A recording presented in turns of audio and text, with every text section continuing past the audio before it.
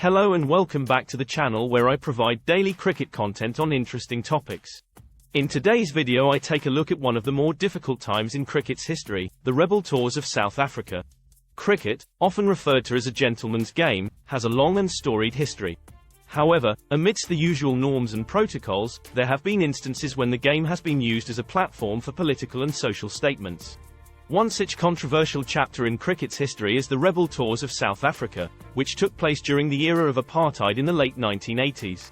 Apartheid, a system of racial segregation and discrimination, was enforced in South Africa from 1948 to the early 1990s. During this period, the South African government imposed strict racial laws, which resulted in the oppression and marginalization of the non-white population.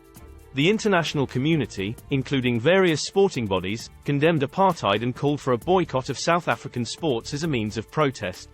However, in the face of global isolation, South African cricket found itself in turmoil as it was excluded from international cricket. The lack of international cricket matches and revenue streams had a severe impact on the sport in the country. In response, a group of cricketers were invited to tour South Africa in defiance of the international boycott. The Rebel Tours, which took place between 1982 and 1991, were unofficial cricket tours organized by groups who chose to ignore the international sanctions against South Africa. These tours were met with widespread controversy and condemnation from the international cricket community, with players, officials, and governments alike expressing their disapproval. The tours were led by current or former international cricketers who risked being excluded from their respective national teams. These players were lured by the financial incentives offered by the South African government and were enticed to play despite the global ban. The Rebel Tours were not only criticized for flouting the global boycott against apartheid but also for lending legitimacy to the oppressive regime of South Africa. Critics argued that by playing cricket in South Africa, these players were indirectly endorsing the apartheid system and disregarding the widespread suffering of the black population. The first major tour was by an English team led by Graham Gooch in March 1982. 12 cricketers, 11 of them with test caps, had agreed in secret to make a one-month tour of the Republic. The news only broke when they arrived in Johannesburg. The players expected a brief public outcry and a slap on the wrist from the ICC. Instead they were the subject of global outrage among press and politicians, and labelled the Dirty Dozen in the Houses of Parliament. The reaction in South Africa could not have been more different. The government and white newspapers hailed the return of international cricket. Apart from Ian Botham, it was said, this was the full-strength England team. Springbok colours were awarded to the home side in a series of 3 tests. There were also 3 one-day internationals. Although it was paraded as a strong England team by the South African press, the reality was that it contained a number of players who were otherwise extremely unlikely to represent their country again. The on-field cricket was well received by the white South African public but was not overly competitive. The English side were well beaten in both the test format and the one-day internationals. The original Rebels all received 3-year bans from international cricket. These suspensions ended the careers of more than half the squad, including Geoffrey Boycott, the world's leading test run scorer at that time. Only Gooch and John Embury had extensive test careers afterwards. It was not just English players who flouted the international ban on South Africa sport. Notably, there were 2 West Indian sides which toured in 1982 and 1983. Given the backdrop of racial segregation and oppression against the black majority in South Africa, the West Indies team were also heavily criticized. Although it could never have been described as a full-strength West Indies side, it still contained a number of talented players, many who otherwise couldn't get in the legitimate West Indies great team.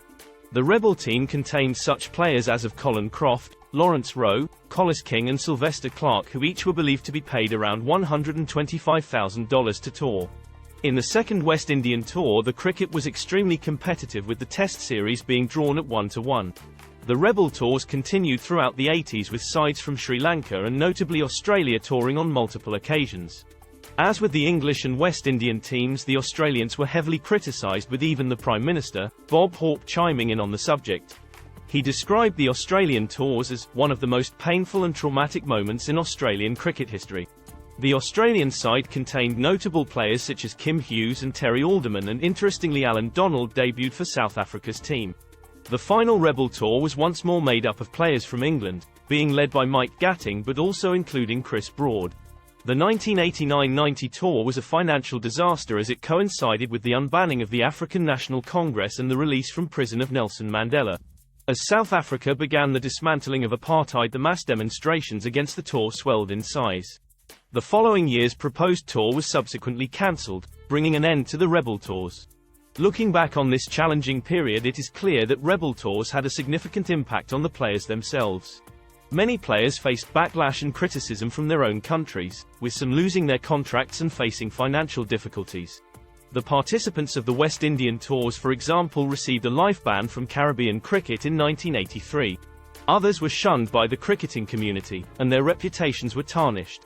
In hindsight, some players have expressed regret over their decision to participate in the rebel tours, citing the negative consequences it had on their careers and personal lives. Many of the players, however, strongly defended their decision to participate in the rebel tours. They argued that they were simply taking advantage of the financial opportunities presented to them and were not endorsing apartheid. Some players believed that by playing cricket in South Africa, they were actually promoting social change by interacting with the local population and challenging the apartheid regime from within. The rebel tours also brought to light the complexities and challenges of the intersection between politics and sports. The issue of whether sports and politics should mix has long been debated.